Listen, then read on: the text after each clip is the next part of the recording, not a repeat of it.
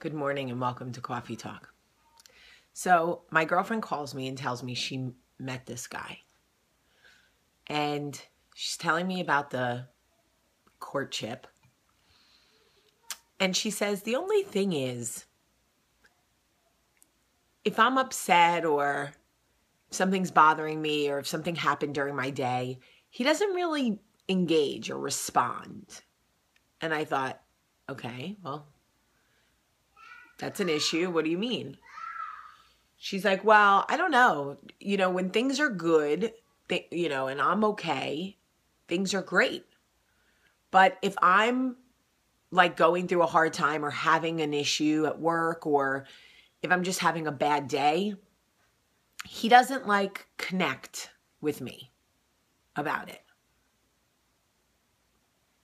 And I said, okay, well, how important on a scale from 1 to 10 in a relationship is it to you that he connect with you when you're having a bad day?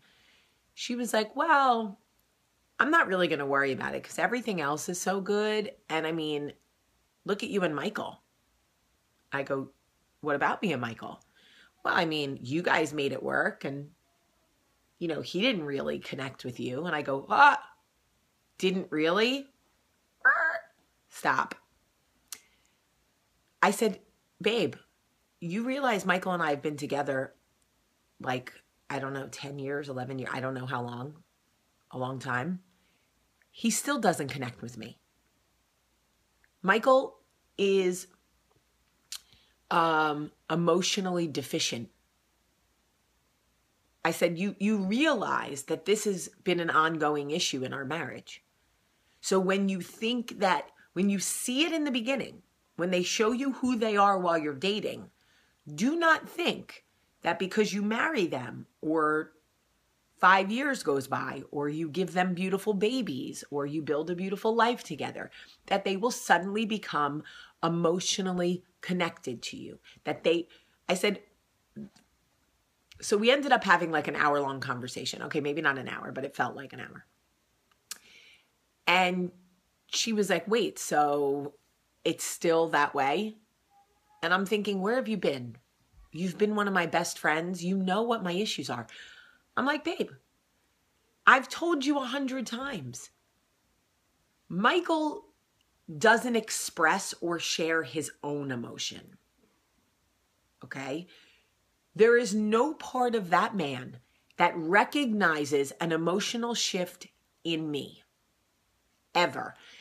Unless I become a Tyrannosaurus Rex and start like showing my teeth, Michael has no idea that there has been an emotional shift.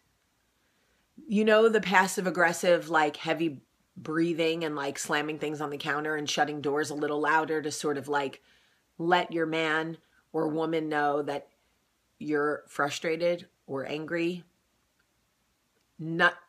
I could slam doors from now till the cows come home. Michael, he would never connect to that, ever. His brain is not wired that way. When I am sad,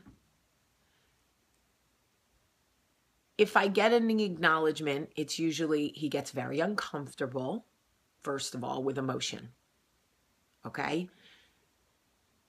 When you have a partner who is emotionally unable to connect, it is hard. Okay? Because you have to have a ton of self-esteem. You have to know all the time that it isn't about you, that they do love you, that this is a glitch in them. And it has nothing to do with whether they value you or... I had to literally like psych my brain. I had to like have a conversation with myself at one point because I was like, this man doesn't care if I am happy or sad, angry, depressed, lonely, like nothing. I went through one of the hardest emotional times of my life after Max was born. And I can't even talk about it without crying now. And he's 6.5. When I couldn't nurse Max. When I realized that I had an 11 and a half month old and a newborn and no breastfeeding support, and Max was 9 pounds 1 ounce and wanted bottle after bottle after bottle, and I couldn't keep up with him, and I had no support. And when I realized that I was not going to be able to nurse him, I went through 5 months of crying. It was not postpartum.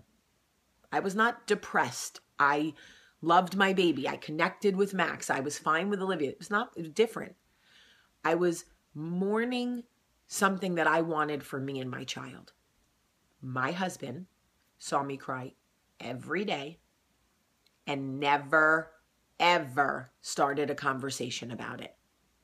Ever. Not one time in 5 months, because it made him so uncomfortable. Emotions make my husband uncomfortable. That is who I'm married to. It is not easy to be in a relationship or friendship with someone who emotionally cannot connect. You have to know that. And you cannot spend your entire marriage making them feel bad about it or fighting about it or trying to change them, because guess what? You will drive yourself crazy. So I said to her, let me save you a little personal heartache. If this man is showing you that he is wonderful as a partner for certain things, but emotionally cannot connect to you, you need to make sure that you have a different emotional support system for you. Because Michael is my rock and he is my best friend for a lot of things. Emotions are not one of them.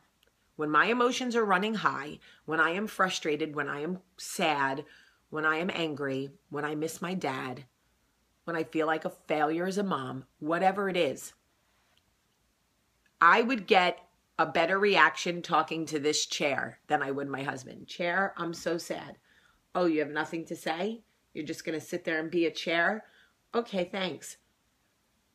That would be my conversation with my husband. So I just explained this to her, and she was like, why are you married to him? How can you live like that? And I said, some days it's not easy. Some days I want so badly to share what is going on with him. But as soon as a situation becomes emotional, he's like, oh,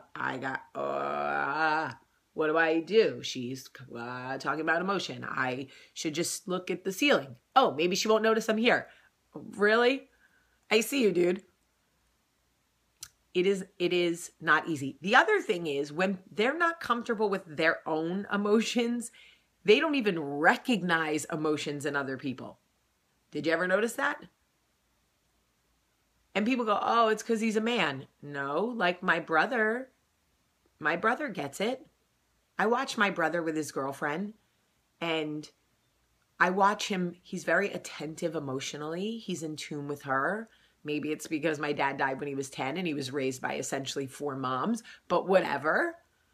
I know they exist because I see it in my brother, and I see it the way he is with me. And if he's watching this, I love you, Boichi. So I want you to know, can relationships work when one person is emotionally void? When one person doesn't have much to offer, doesn't recognize, because some people go like, he didn't even know I was upset. Well, first of all, they're not mind readers. But second of all, emotionally stunted people, they don't recognize emotional shifts in other people. So you can walk around huffing and puffing and being as angry as you want and hoping you're going to get his attention. But with a man like Michael, you will never get his attention that way because he doesn't see it. I could put a unicorn on my head, literally wear it like a sock and walk in. And if it's covered in emotion, Michael will not see the unicorn sitting on my head. He physically, emotionally, mentally cannot do it. My mother-in-law is the same way. She raised 5 boys. It is what it is. So don't kill yourself. Don't kill yourself.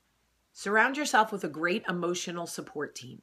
You can love somebody who isn't the best emotional partner.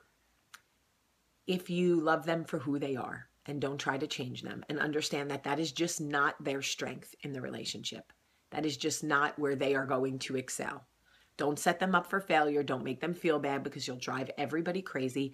Just have a great group of girlfriends, people you trust, who whatever, and let them be your emotional outlets. I don't know. I'd love to hear from you. Anybody else have this? Go through this?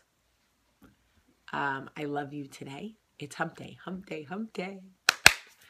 Have a great day.